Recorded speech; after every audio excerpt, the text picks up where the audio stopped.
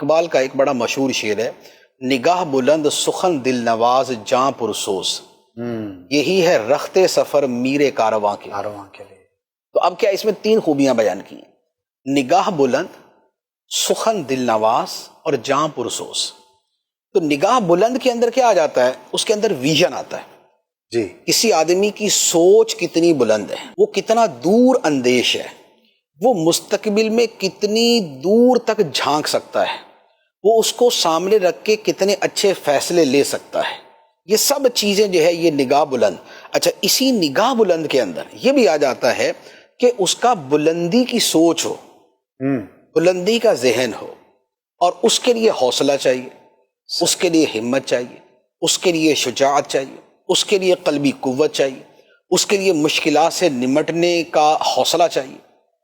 تو یہ سب اس نگاہ بلند کے اندر آ جاتا ہے۔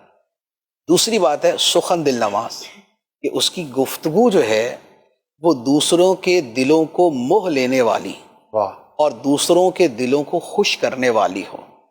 اور یہ بنیادی ترین چیزوں میں سے ہے، کیونکہ لیڈر بغیر ٹیم کے کچھ بھی نہیں۔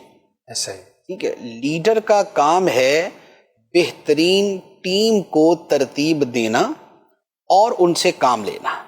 ایسا ہی، لیڈر کا کام یہ، لیڈر نے تنے تنہا پوری دنیا کو اپنے سر پہ اٹھا کے نہیں پھرنا ہوتا، اس کا کام ہی یہ ہے وہ ایک اچھی ٹیم بنائے اور اس کے ساتھ پھر ان سے اچھے طریقے سے کام لے، اور اس کے لیے سخن دل نواز، اچھی گفتگو، محبت کی گفتگو، دوسروں کو اپنے قریب کرنا، قریب آنے دینا، قریب لانا، قربت کا احساس دلانا، اس کے بغیر کچھ نہیں ہو سکتا، ورنہ وہی والا معاملہ ہوگا کہ کوئی کارواں سے ٹوٹا، کوئی بدگماں حرم سے۔ اچھا، کہ صحیح، خوئے دل نوازی کی کمی ہے، تو خوئے دل نوازی میں کمی ہو یہ تو نتیجہ کوئی بدگماں ہوگا اور کوئی کارواں چھوڑ کے بیٹھ جائے گا۔ تو لہذا قائد کے لیے جو دوسری بڑی اہم چیز ہے وہ ہے اس کا انداز سخن، طرز سخن، الفاظ سخن۔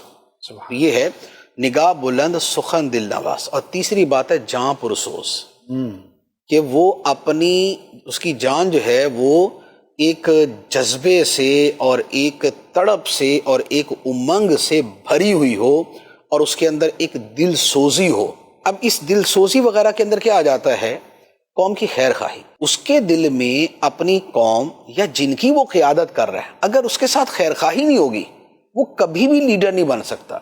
یعنی وہ مینیجر ہوگا، وہ ایڈمنسٹریٹر ہوگا، وہ کچھ بھی ہوگا، لیڈر نہیں ہو سکتا۔ لیڈر وہ ہے جس کے اندر قوم کی خیر خواہی ہے، جس کے اندر اپنے تابعین جو اس کے پیچھے چلنے والے ہیں ان کی خیر خواہی ہے۔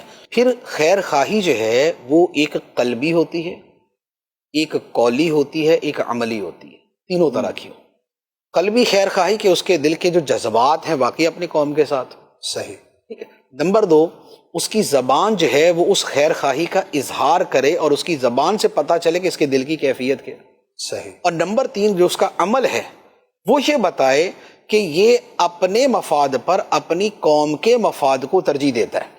اجا، میں یہ کہوں کہ میں ایک قوم کا لیڈر ہوں اور حال یہ ہو کہ قوم بھوکی مر رہی ہو اور میرے گھر کے اندر مرغن قسم کے کھانے پک رہے ہوں، تو یہ جاں پرسوز نہیں۔ یہ عملی طور پر میں یہ نہیں بتا سک رہا اور بتا پا رہا کہ واقعتاً میرے دل میں ان کی خیر خواہی ہے۔ اس کی مثال دیکھنی ہو تو سیدنا عمر فاروق رضی اللہ تعالیٰ عنہ کا دیکھیں۔ اللہ، آپ کے زمانے میں جب قحط پڑا، عام الرمادہ، جب آپ کے قحط پڑا یہ، تو جتنا عرصہ قحط رہا آپ نے اپنے سالن میں گھی کا استعمال چھوڑ دیا۔ اللہ، اور میں یہ کیسے ہو سکتا ہے کہ قوم جو ہے وہ بیچاری جو ہے نا وہ بھوک سے بلک رہی ہو اور میں جو ہے وہ اپنے سالن کے اندر گھی استعمال کروں۔ اللہ، تو یہ کیا ہے؟ یہ ہے عملی طور پر یہ بتانا کہ ہمارے دل میں اپنے لوگوں کے لیے کتنی تڑپ ہے۔